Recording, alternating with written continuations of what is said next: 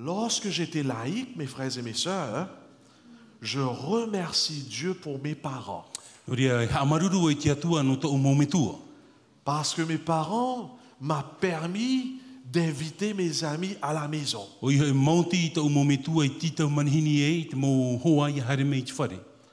Et j'invitais mes amis à la maison en grand nombre.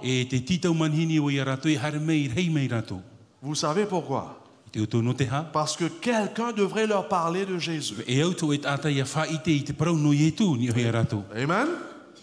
Quelqu'un devrait leur dire que Jésus est vivant. J'avais rencontré mon maître. Voilà, c'est là. Hein?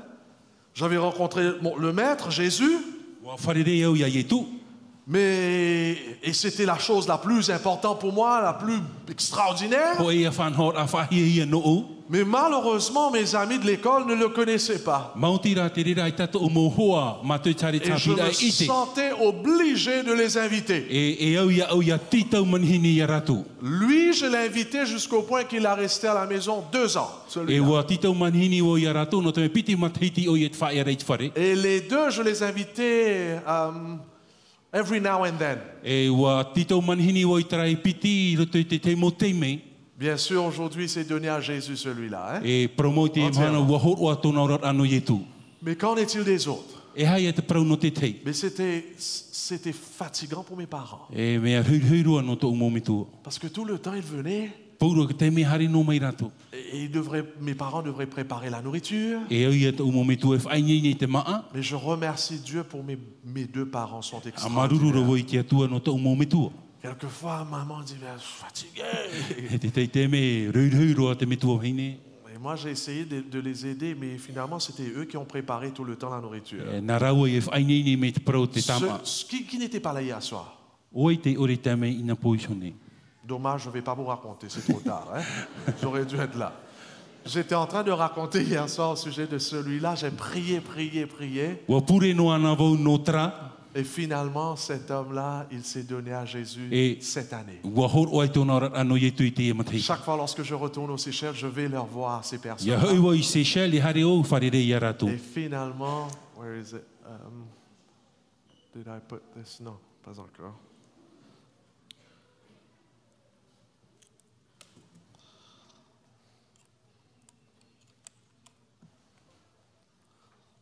Voilà, ce sont mes copains, hein, voilà. J'étais en train de... Ça marche? Voilà. Ça, j'étais encore plus jeune, je suis encore jeune, mais lorsque j'étais plus jeune encore, lui, c'est celui-là que vous voyez là, Alain, Rasoul. Voilà, il est là. There it is. Voilà, il est là.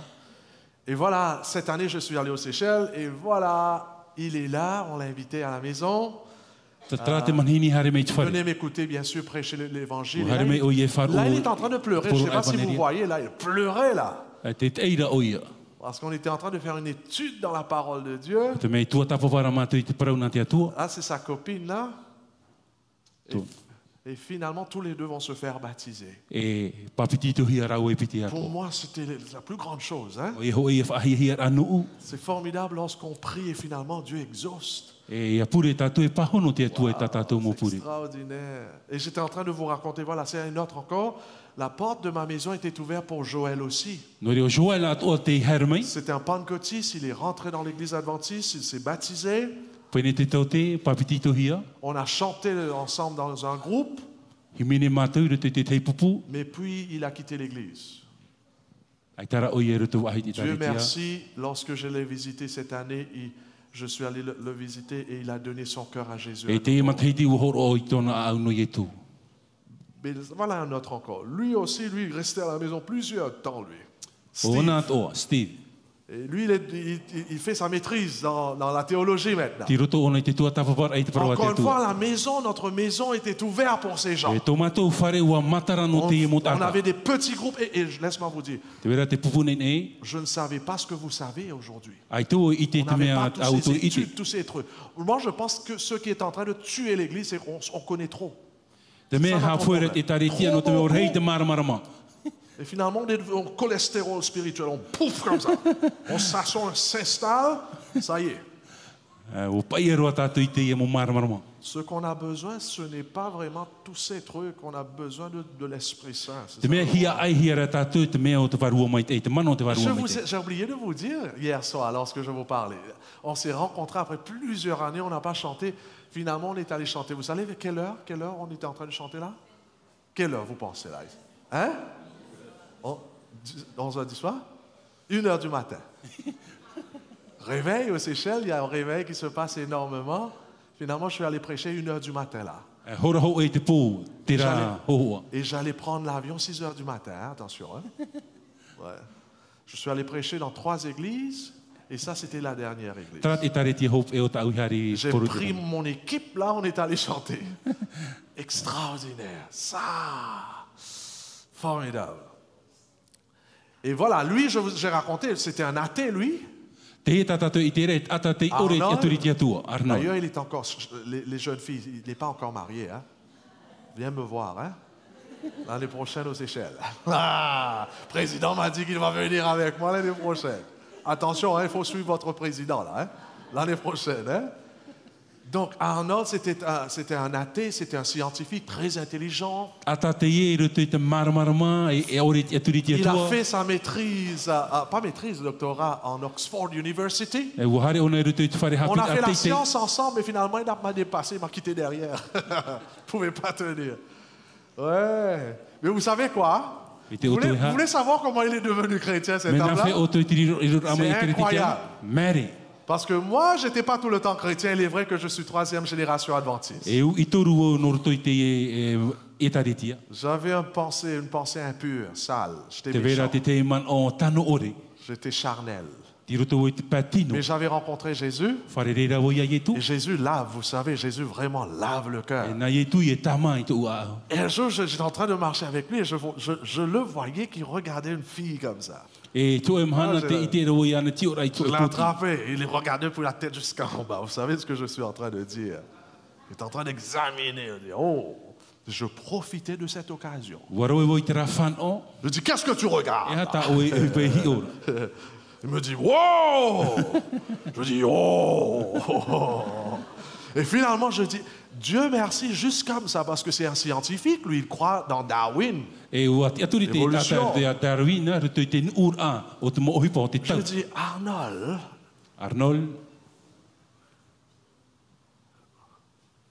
can you believe that this person came from a monkey? C'était une belle fille, hein?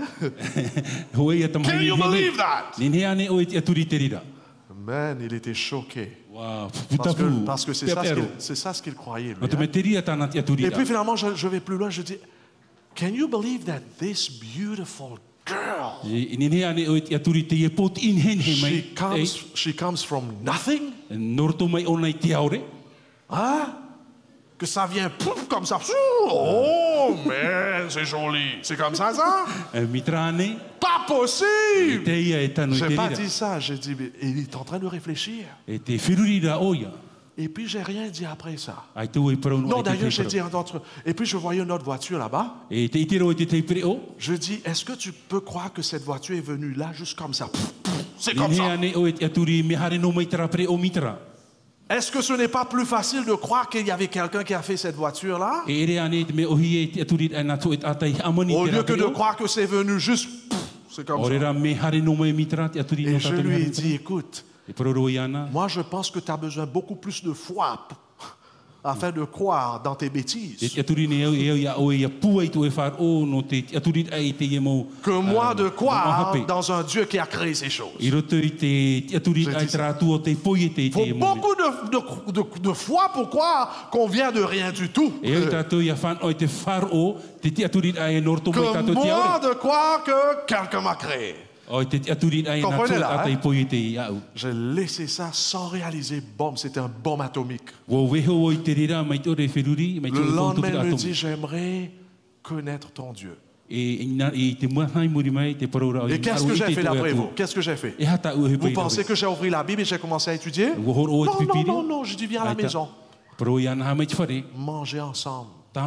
Meilleure façon. Vous savez ça mieux que moi. Vous mangez bien, vous. Bouffez, on dit bouffer, sinon on ne dit pas bouffer. Bouffer, oui, bouffer. Mais ça, c'est une porte énorme, ça. Mais le problème, vous pensez qu'à votre nourriture. Moi et ma femme et moi. Pense à ces gens! Invite-les chez vous! Il est venu à la maison. C'est incroyable ce qui va se passer. Il est venu à la maison. Et puis il mangeait, ainsi de suite, dormir à la maison. Et puis j'ai commencé à partager avec lui. Je ne connaissais pas grand-chose. Hein? Pas grand-chose. La seule chose que je pouvais raconter, c'est mon histoire, parce que Jésus était réellement rentré dans ma vie. Changé ma vie. Ça, j'étais top. Je pouvais raconter mon histoire. Mais je ne savais pas quoi dire dans la Bible. Seulement les textes que le pasteur John Stafford, que je vous ai montré, il m'a montré les textes. Comment devenir un chrétien. C'est tout que je connais. Et puis il est venu à l'église le sabbat. Vendredi, c'était vendredi. Sabbat, il est venu à l'église. Il a été touché par les leçons. Jamais il a vu ça. Ouais. Et puis après cela, il a continué de venir à la maison. Pas tous les jours, c'était plutôt vendredi, les vendredis. Il vient pour le week-end. Et puis, j'étais en train de le voir changer parce que vous voyez quelqu'un qui aime Dieu, qui commençait à aimer Dieu. Je prenais l'avion pour aller à l'île Maurice. Pour aller faire du shopping. Comme vous venez à la Nouvelle-Zélande pour faire du shopping. C'est la même chose. Et finalement, je suis allé pour acheter des trucs. Et lorsque je lui ai dit, écoute, tu m'attends, tu ne prends pas ton baptême, tu m'attends s'il te plaît. Je suis allé juste pour 2 semaines, je pense. Lorsque je suis venu, il est déjà baptisé. Il dit, pardonne-moi, je ne pouvais pas résister. Je devrais donner mon cœur à Jésus. Dieu soit loué. Vous savez pourquoi? Parce que ce n'est pas nous qui amènent les gens vers le Christ. C'est le Saint-Esprit. Il ne faut pas s'énerver lorsqu'ils se sont baptisés, lorsque tu n'étais pas là. Il y a des membres qui sont frustrés, attention. Hein? Lorsqu'ils amènent les gens à l'église et à Jésus, ils doivent faire savoir tout le monde, c'est moi qui a fait ça. Hein?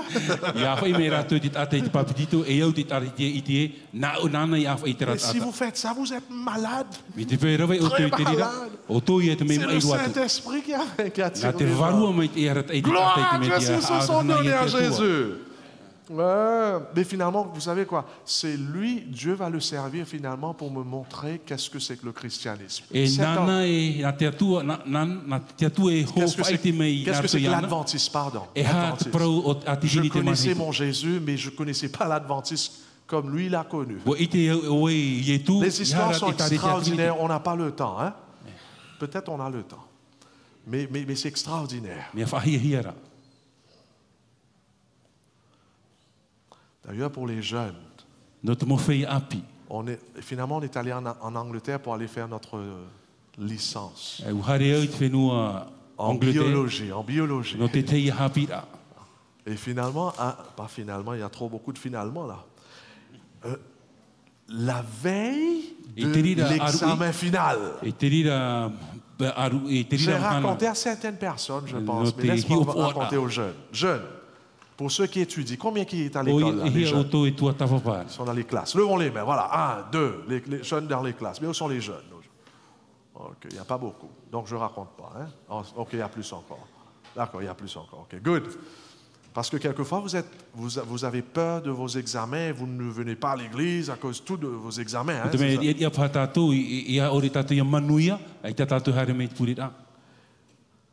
juste la veille de la grande examen. 8 personnes viennent frapper à notre porte. À l'université. Est-ce que c'est toi, Jean-Noël? Oui, je suis. On a entendu que tu connais Dieu et que tu connais la parole de Dieu. Est-ce que tu peux nous aider à connaître Dieu et Jésus? C'était le temps, Lucien, pour moi d'étudier parce que le lendemain, c'est le grand machin. C'est l'examen. Qu'est-ce que je vais faire? 8 étudiants universités, hein? Je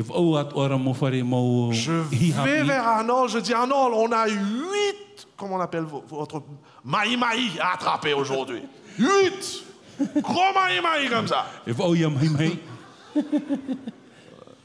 Qu'est-ce qu'on fait? Mais Arnold, il était vraiment converti, lui, hein? Il dit, Jean-Noël, on est venu ici pour étudier. Et c'est vrai, les maï-maï sont vraiment maï-maï parce que c'est c'est extraordinaire ces personnes. Mais si on échoue demain, maï-maï ne va pas nous sauver. Maï-maï ne va pas nous sauver. Et puis finalement, j'ai pensé, j'ai dit, wow, qu'est-ce que je fais? Je dis, Arnold, tu sais quoi? Je vais pêcher maï-maï. Toi, tu vas faire ton truc là-bas. Je suis allé pêcher maï-maï. Les 8 personnes sont rentrées dans ma chambre. Et vous savez ce qui s'est passé? Il y avait une expérience de la chambre haute.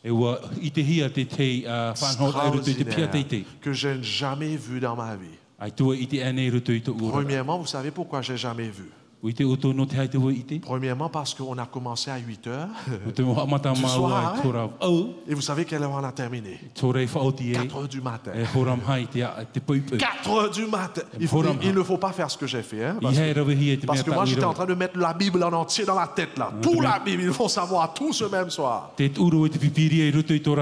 ne savais pas mieux. Donc, ce soir-là, ils sont tous devenus chrétiens tout d'abord, et deuxièmement adventistes. J'ai donné tous les 28 doctrines. 27, wow, pasteur. Oh là là. Mais ce qui était incroyable, ce n'était pas à la légère. Il pleurait, Jean-Claude. Hein? Il pleurait amèrement. Il y avait un qui a pris son bouteille de whisky. C'est une femme d'ailleurs. Aujourd'hui, c'est la femme du pasteur. Hein? Un des pasteurs aux Seychelles. Vidé dans le sink. Whisky, hein? Il y avait un autre qui est allé chez elle dans son appartement. Enlevé tout le porc, jeté. Je dis, pas jeter tout. Et praise God, ils ont fait ça avec tout leur cœur. Mais j'avais démarré avec l'évangile, Jésus. C'est pour cela qu'ils ont pleuré, ils ont rencontré Jésus. C'est des piliers aujourd'hui au sein de l'Église. Incroyable. Amen. Oui. Mais Arnold, lui, il est allé étudier. Vous savez qu'est-ce qui s'est passé le lendemain matin maintenant? 4 heures du matin, on termine. C'est là que je réalise, mais il y a l'examen qui vient. Littéralement, je me suis mis à genoux, je commençais à pleurer. Je vais rater mon examen. Je paniquais. Mais seulement, finalement, après, je dis, je suis trop fatigué pour aller réviser, ça passe pas. Hein? Je vais aller dormir. 9h l'examen, 8h30 pile, je me suis réveillé, courir dans l'examen là-bas. Et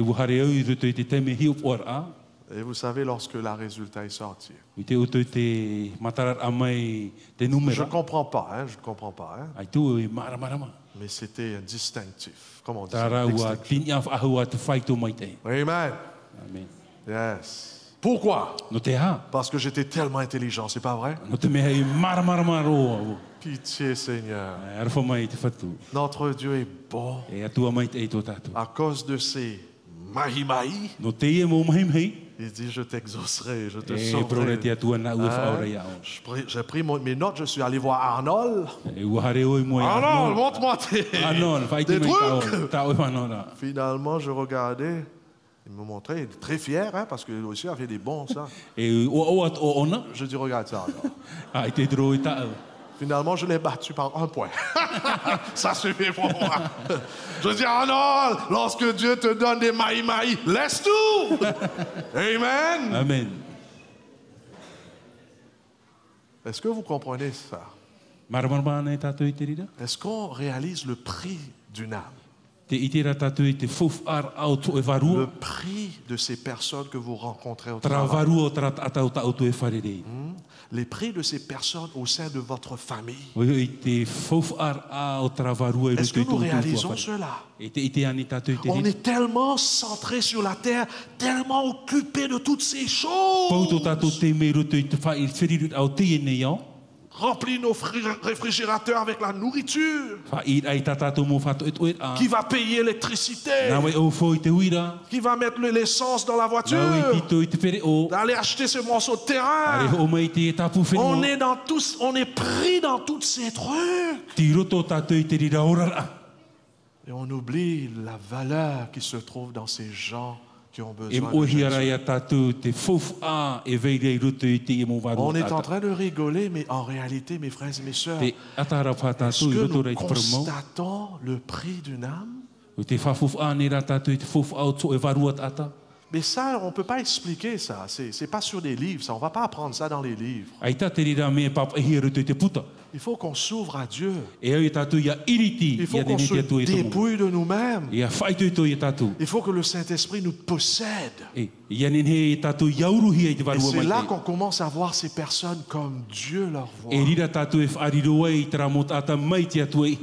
Non pas leur traiter simplement avec amour. Qu'est-ce que c'est que l'amour de Dieu? Comment définir l'amour?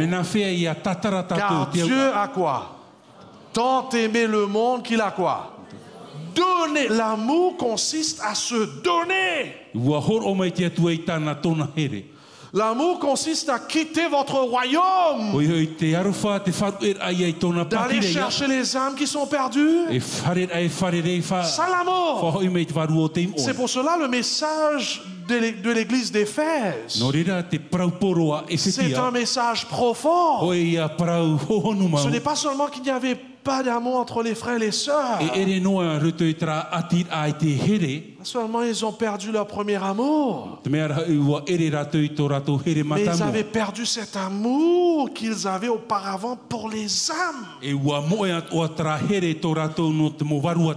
C'est pour cela, mes bien-aimés, je vous pose la question cet après-midi. Si vous dormez, réveillez un petit peu. Combien d'âmes est-ce que vous avez amenées à Christ?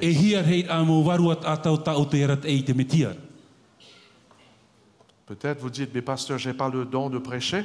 Combien d'âmes est-ce que vous amenez chez vous afin de manger avec vous? Combien d'âmes est-ce que vous avez acheté quelque chose pour amener vers eux? Il y avait une dame, c'était ma voisine, méchante, très méchante. Problème tout le temps avec eux. Mes parents ne savaient pas comment gérer l'affaire. Mon père surtout ne savait pas comment gérer l'affaire. Il commençait à servir le technique œil pour œil, dent pour dent. Il était en colère après la dame. Un jour, j'ai eu une idée. J'ai dit, pourquoi pas aller acheter des trucs pour elle?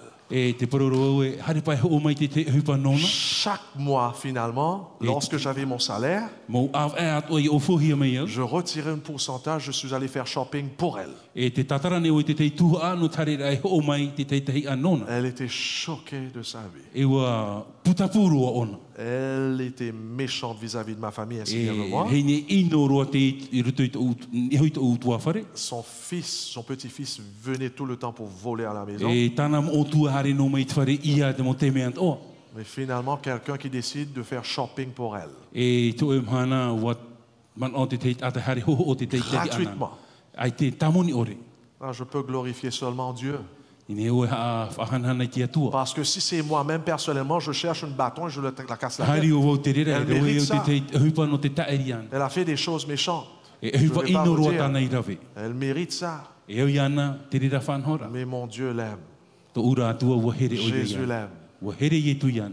Et je suis responsable de l'aimer. On était devenus meilleurs amis ensemble. Son petit-fils a arrêté de venir. Je n'ai pas fait ça afin qu'elle nous donne la paix, non. C'est bien d'avoir la paix, bien sûr. Je fais ça parce que je suis un enfant de Dieu. Jésus dit, si quelqu'un te frappe ici, donne l'autre côté. Pas évident, hein, l'évangile de Christ, c'est l'opposé à la chair humaine. Mais je puis tout par celui qui me fortifie. Amen. Donc, mes frères et mes sœurs, finalement, Arnold, c'est le directeur, l'athée, l'homme qui était athée et devenu directeur de la jeunesse au niveau de la mission. Steve aussi, c'était une casseur de maison, un casseur de maison. Maintenant, c'est un pasteur.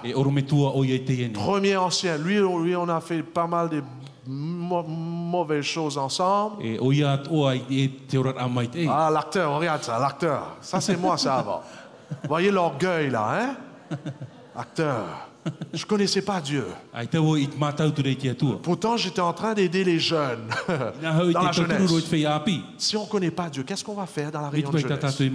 On fait acteur. C'est pour ça qu'il y a tant d'acteurs dans la réunion de jeunesse. Ouais.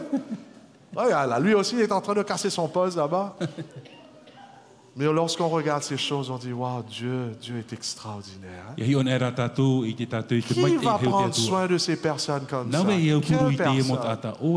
Mais Dieu était en train de faire un travail extraordinaire.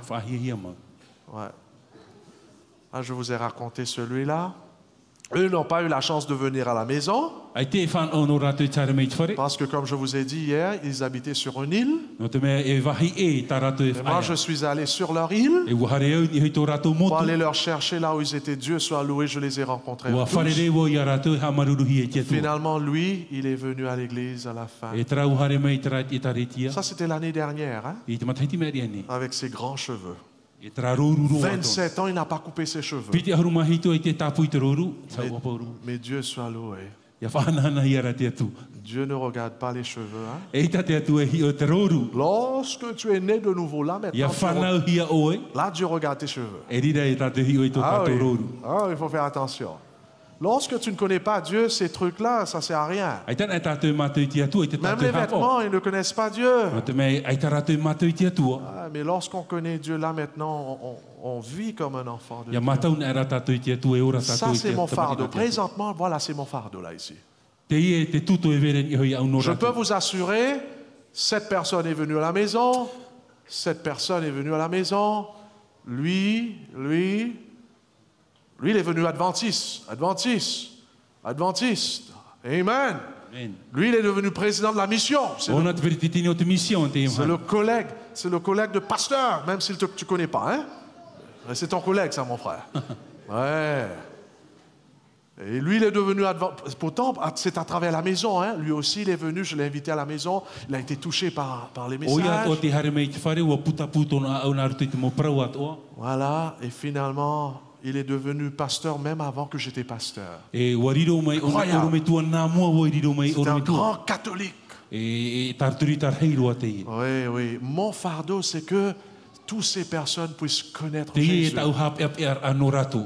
Je sais par la grâce de Dieu, cette personne-là, où est-il, Vincent? Vincent, t'es parti, mon frère. C'est dans l'autre image, ce n'est pas dedans. Parce que Comment? Hein? Peut-être c'est lui qui prenait la photo, exactly. Yeah. Et pourtant, là, voilà, avant qu'on avait connu le Christ, voilà le pasteur qui est là. Et voilà, c'est l'orgueil qui est là. Ouais. Pitié, hein? Oh man, acteur! Lord have mercy, pitié. Ça, c'est un autre qui m'a touché énormément. J'ai eu un rêve sur lui cette année. En rentrant aux Seychelles, je me suis dit, d'ailleurs, non, c'est pas cette année aux Seychelles même, c'est Jacqueline Ballette qui était venu dans ma tête. J'ai eu ce rêve sur lui. Il fallait aller le voir. Et lui, c'était un soulard sur la route. Et Dieu soit loué, lorsque je suis allé le voir, il était sorti de ce problème. Il était libéré de tout ça. Mais ce qui est incroyable, c'est que vraiment, j'étais en train de raconter hier à l'église, je cherchais cet homme jusqu'au point que je suis rentré même dans la police, dans le police station. Et j'ai oublié de vous dire, non pas seulement dans la police station, lorsque je suis allé aux Seychelles, je suis arrivé même dans la prison pour aller visiter quelqu'un. Dans 6 jours, ça, que Dieu soit loué. J'ai eu la chance de trouver toutes ces amies-là.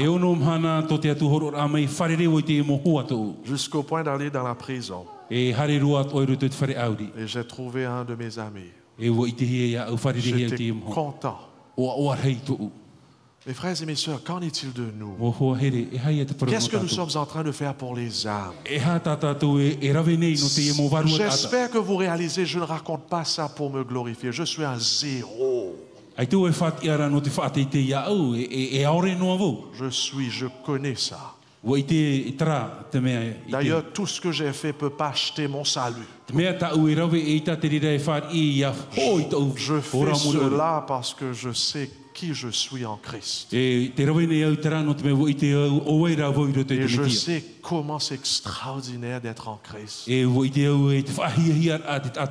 Donc, j'achète pas mon salut en faisant ces choses. Gloire à Dieu de toutes ces personnes-là qui se sont données. Gloire à Dieu. Parce que c'est lui qui fait. Est-ce qu'il y a quelqu'un qui a les gants? Des gants. Les gants, on appelle ça gants, les gants, gloves. Est-ce qu'il y a quelqu'un qui a un gant ou bien deux? Peut-être à l'arrière. Si vous avez ça, je vais vous montrer. Hein? Sinon, si vous n'avez pas, si vous voulez savoir qui suis-je, je me vois comme ce gant-là. Le gant.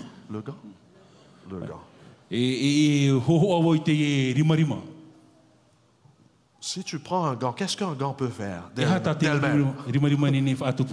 Qu'est-ce qu'elle peut faire? Rien du tout. Même comme ça, elle ne peut pas faire un gant. Il n'y a pas la vie en gant. Tu jettes par terre et puis tu jettes dans la poubelle. Ce qui donne la signification à un gant, c'est cette main qui rentre dedans. Lorsque la main fait comme ça, le gant fait comme ça. Tout ce que la main fait, le gant fait. Nous sommes que des gants. C'est Jésus et son amour qui nous compels, l'amour du Christ qui nous presse. On n'est que des gants. Rien important avec des gants. C'est la main qui donne la valeur. La main et le gant, ça fait des prodiges. Posez-vous la question, qu'est-ce que vous êtes en train de faire pour le salut des gens? À l'union, voilà, c'est ça le plan stratégique. Laisse-moi, je vais mettre ça maintenant. D'ailleurs, j'ai oublié de vous dire, Ballette, finalement, je suis allé le visiter dans un quartier le plus dangereux aux Seychelles. Et il était tellement heureux que je suis venu le voir. Et vous savez qu'est-ce que j'ai fait avant de partir aux Seychelles? Je lui ai téléphoné lorsque nous étions en train de manger ensemble à table. Alain était là, vous savez, Alain le blanc là que j'ai amené vers le Christ. J'ai téléphoné à Ballette et j'étais en train de lui parler, Jacqueline. Après avoir bien parlé, j'ai pris le téléphone, j'ai donné à Alain. Alain était choqué, qui est ça? Je dis, Alain, ça c'est l'homme que tu dois aller visiter lorsque je pars. Jacqueline Ballette, c'est quelqu'un qui a besoin de Jésus. Il était choqué. C'est ça d'être un enfant de Dieu. Il a pris le téléphone, ils ont parlé, c'était extraordinaire. Et là, ils sont en train, sûrement, ils sont déjà allés à l'église. Sûrement, Alain est allé le chercher. Mais là, je rêve de l'année prochaine, si c'est dans le plan de Dieu. Pour mes classes que j'ai eues là avec ces jeunes. Je dois leur faire savoir, connaître ce Jésus. S'ils ne veulent pas suivre, ça c'est leur problème. Mais je suis responsable de partager ma foi. Et chaque personne qui est là, nous sommes responsables de partager notre foi. Est-ce que vous avez réalisé cela? Ce n'est pas une option de partager notre foi. Ce n'est pas une option. C'est obligatoire. Pas pour être sauvé par nos œuvres. Mais quelqu'un qui a le Christ, c'est quelqu'un qui va être poussé à faire cela. Car ces personnes ont besoin de Jésus. Maintenant, le point, c'est ceci. C'est ça ce que je voulais vous partager ici. Voilà le plan stratégique que Pasteur Glenn vous a partagé. OK? Voilà. C'est un peu comme ça, hein, pour ceux qui ont vu. Voilà. Tout d'abord, on sème. Deuxième... Oh, pardon, sorry. Tout d'abord, on prépare le terrain. Et deuxièmement, on sème les graines. On cultive la terre. Et puis là, on va avoir la récolte. OK? Et puis multiplication. Mais j'ai ajouté quelque chose ici sur le sort. D'ailleurs, j'ai dit à Pasteur Webster. Gary Webster, je lui ai dit, il y a un problème avec ça. Il m'a dit, c'est quoi le problème?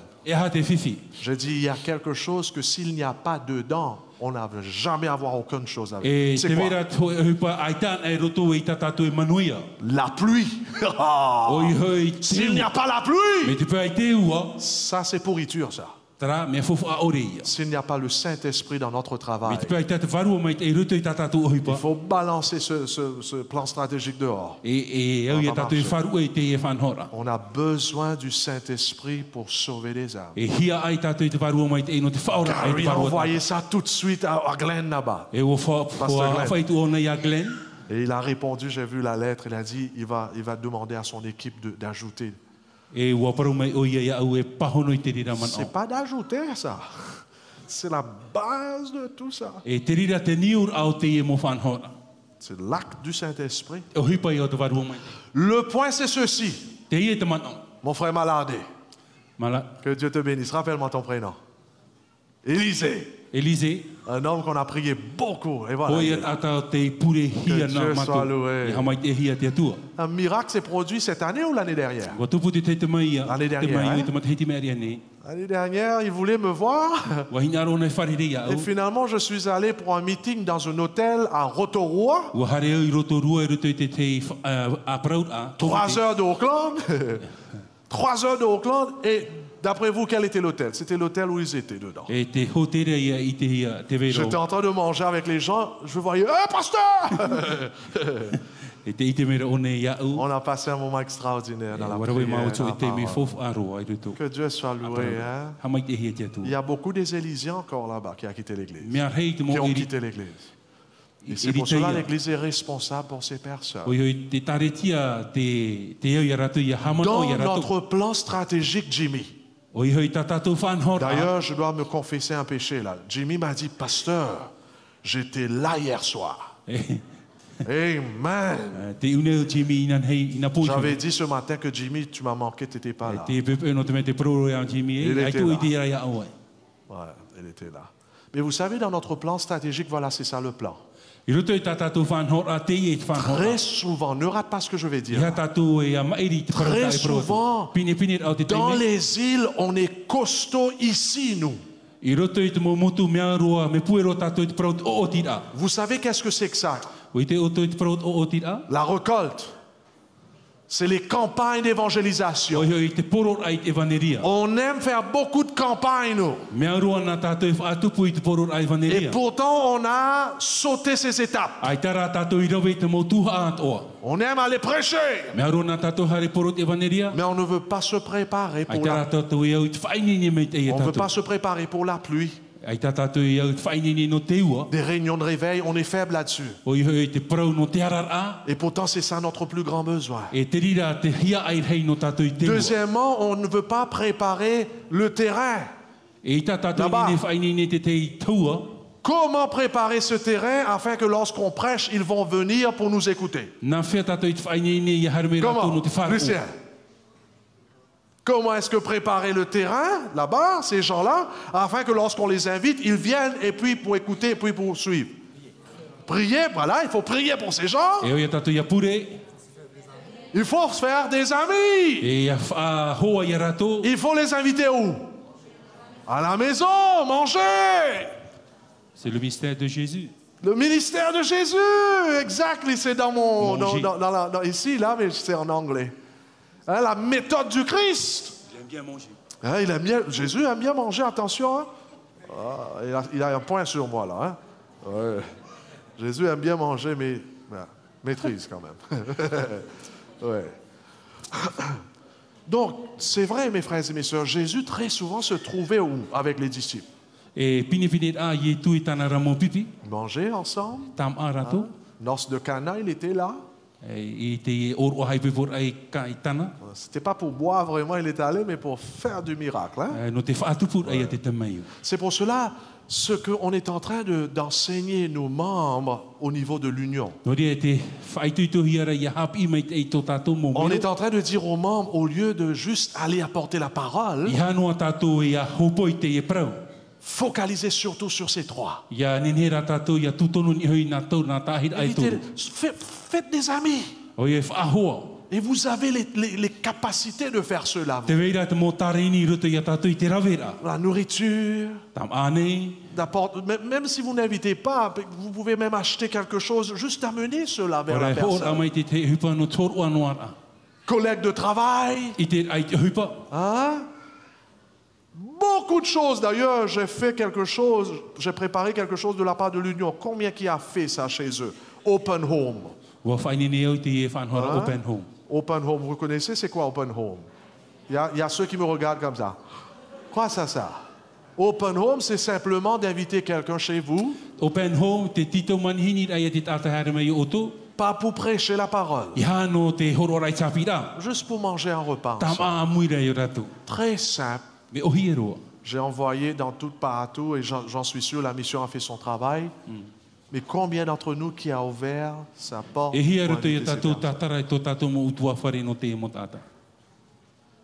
ne devrait pas avoir ces programmes d'open home. On ne devrait pas préparer ça. Plusieurs $1000 étaient dépensés pour préparer ce petit truc de 3 minutes. Là. Et moi, j'aime pas ce truc. De dépenser de l'argent pour faire un petit truc comme ça. Quand vous devrez savoir vous-même par l'aide de Dieu que je devrais faire ça. J'existe pour cette raison.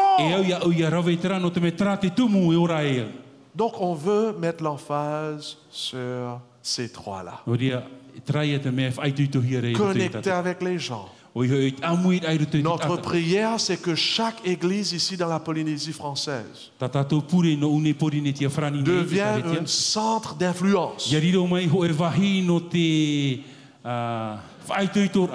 Namo. Par exemple, Dieu soit loué, j'ai appris que vraiment, il y a beaucoup des activités que vous faites à la commune, là. Comment on appelle ça? Où vous travaillez. Pour les gens qui sont pauvres, ainsi de suite. Oui. Hein? Service communautaire. Voilà, exactement. Mais chaque église devrait faire ces trucs-là. Ça devrait être naturel. L'église devrait trouver des moyens comment aider les gens de la société. Il ne faut pas tirer les oreilles des membres. Les membres, qu'est-ce qui se passe avec vous? Ça devrait être naturel. Des visites à la prison, à l'hôpital, ça devrait être naturel. C'est des moments, c'est des chances extraordinaires que Dieu nous donne. Et faire des visites, c'est facile. On a fait ça aux Seychelles, la prison et puis l'hôpital. Je vous dis, c'est l'endroit où on a plus des âmes. Dieu nous a déjà enseigné 6 endroits d'y aller afin de gagner beaucoup d'âmes. 6 endroits. Regarde dans Matthieu 25, c'est tout dans Matthieu 25. Il dit, lorsque j'étais pauvre, l'hôpital, prison, c'est des personnes qui acceptent l'évangile facilement. Ça devrait être inculqué dans notre gène. Dans notre gène. Ça devrait être dans notre système, ça. Ça ne devrait pas être une fois par année, OK, on va faire une activité. Non. Il faut que l'Église s'organise afin que vraiment la société puisse nous voir non pas seulement comme un système religieux avec seulement la parole de Dieu.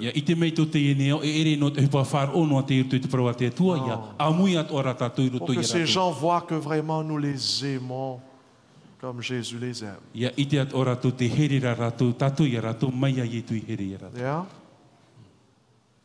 Donc il faut que vous pensiez un petit peu qu'est-ce que vous pouvez faire pendant cette année. Oh, j'ai peur que je suis en train de prêcher dans le vide, de parler dans le vide. D'après vous, qui seront ceux qui vont être dans le ciel? C'est une question du salut finalement, non pas parce que nous sommes sauvés par nos œuvres,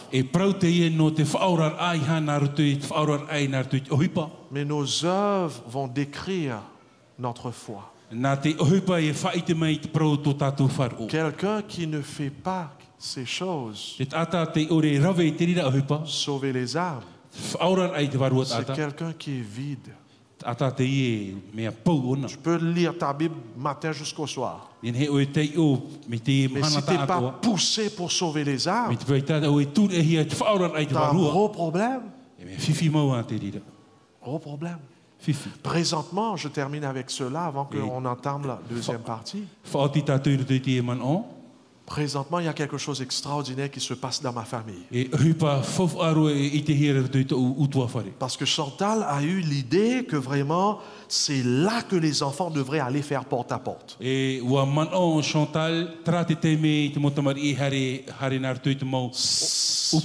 on tarde, non pas seulement ils vont rater ce privilège de participer dans le sacrifice du Christ pour sauver les âmes, mais deuxièmement, ces gens vont rater le ciel. Troisièmement, leur cœur pourrait être endurci et lorsqu'ils seront jeunes, 18 ans et tout ça, ils ne vont pas vouloir aller faire ça. Finalement, vous savez qu'est-ce qui s'est passé? Moi, je n'étais même pas là. Dieu soit loué. Elle a trouvé quelqu'un qui est très proche de nous, qui fait porte à porte. Il a demandé à cette personne d'enseigner à nos enfants et puis elle s'est regroupée avec des autres familles encore.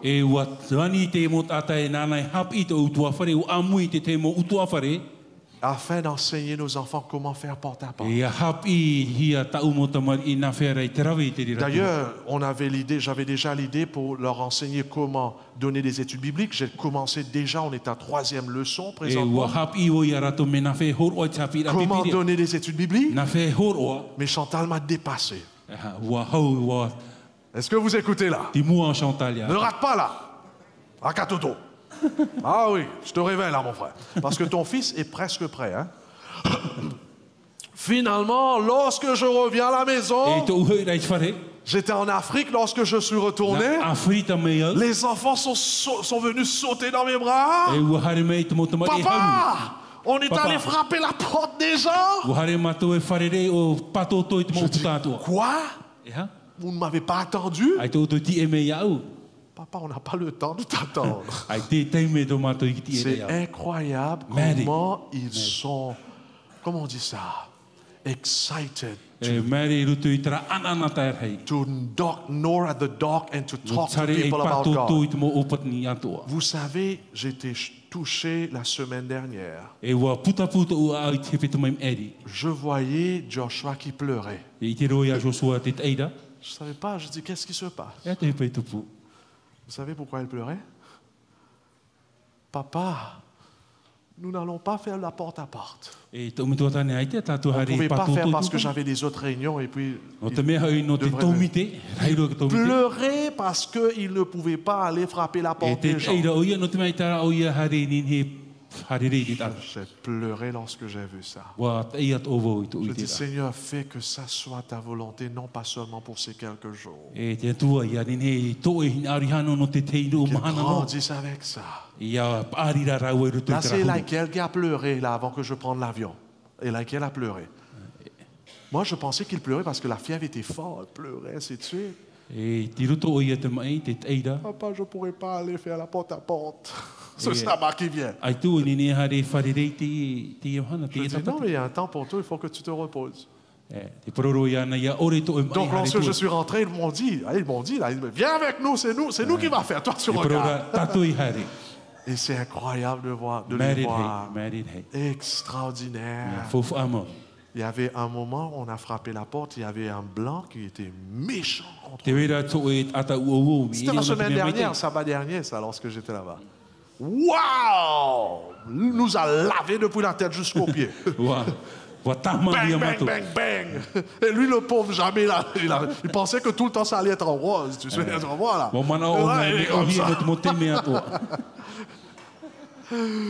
Finalement, il pensait que moi, j'allais donner bang, bang, moi aussi. Papa est avec moi, là.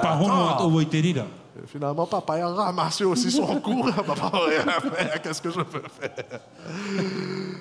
Il me regarde, finalement, la madame a frappé la porte et rentré à l'intérieur. Et puis il me dit, papa, tu dis rien? Je dis, je dois t'expliquer quelque chose. Il y avait un autre encore, parce qu'il y avait deux, son copain aussi. Et je l'ai expliqué, j'ai dit, voilà. Le message de ce matin. Il y a une inimitié dans le cœur. Naturellement, c'est normal ce qu'ils font. Et je les explique. Finalement, wow, ils étaient calmes. Je dis, Dieu merci, les autres étaient gentils, mais normalement, eux tous devraient casser la porte sur nous. Je dis, c'est pour cela, il ne faut pas se vexer. C'est naturel pour eux, ils ne connaissent pas Dieu. Mais ça va t'aider afin que lorsque tu vas la prochaine fois, il faut prier. Prier parce qu'il y a ce voile-là. Mes frères et mes sœurs, le temps est court. Très court. On vit dans les derniers temps. Aujourd'hui, c'est le jour du salut. Les choses qu'on a eu la chance de faire dans le beau temps. Maintenant, on doit le faire dans les mauvais temps. Vous avez entendu ce que j'ai dit? Dieu nous a donné des privilèges dans cette île afin de prêcher, de partager l'évangile. Mais on a négligé ce travail. Et là, ça va être difficile. Plus difficile que jamais. Parce que le plus qu'on se rapproche du retour du Christ, cette inimitié, ça va augmenter dans le cœur. Et finalement, ça va être pratiquement impossible dans certains endroits. Laisse-moi terminer avec cette citation. En français.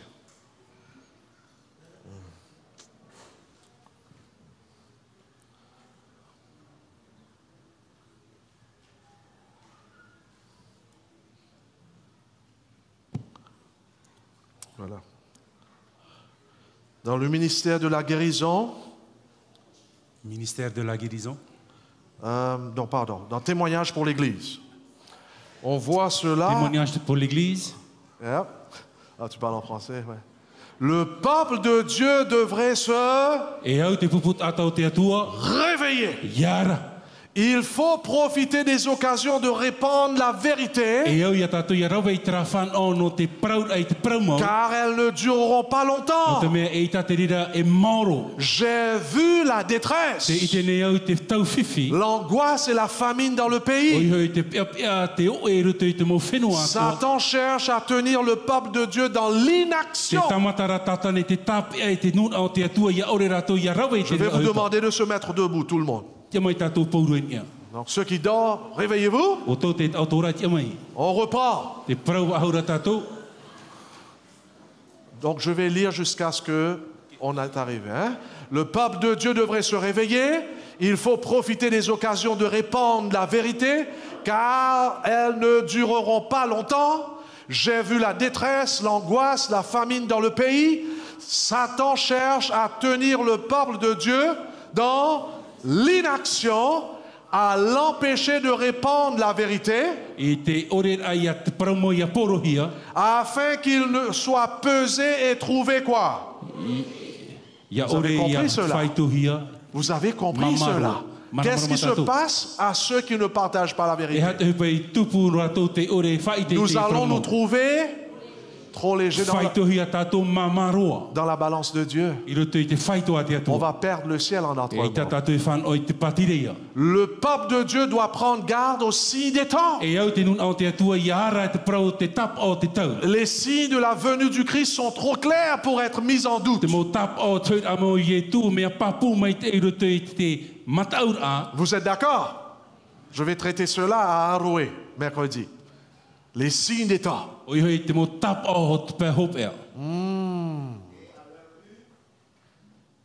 Et à leur vue, tous ceux qui professent croire à la vérité devraient devenir des prédicateurs pleins de vie. Là, elle dit directement des prédicateurs. En réalité, ce qu'elle veut dire, c'est-à-dire des partageurs de la part comment on dit ça? De partager la parole. Dieu nous appelle tous prédicateurs laïcs à nous réveiller. Le ciel tout entier est en éclat d'alerte. Mes frères et mes sœurs, vous avez entendu ça? Le ciel tout entier est en éclat. Pourquoi? Qu'est-ce que cela veut dire? Pourquoi est-ce que le ciel en entier est en état d'alerte?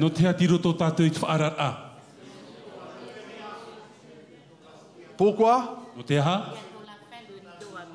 Parce que le rideau descendra bientôt sur le dernier acte de l'histoire du monde. Jésus vient bientôt. Quelque chose doit se faire pour sauver, pour alerter ces gens. Nous traversons les périls des derniers jours. Mais les plus grands dangers sont encore devant nous. Et cependant nous...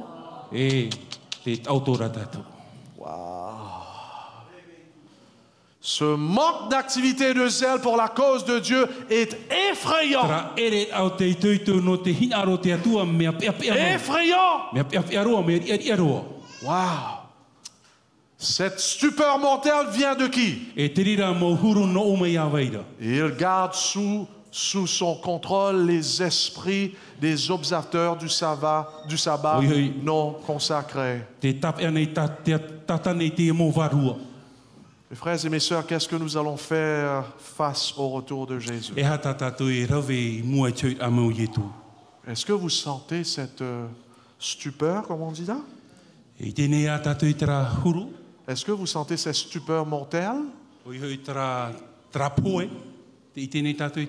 Que finalement on est faible, on ne veut pas faire rien du tout. On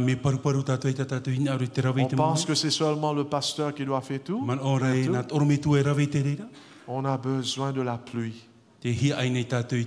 On a besoin de la pluie.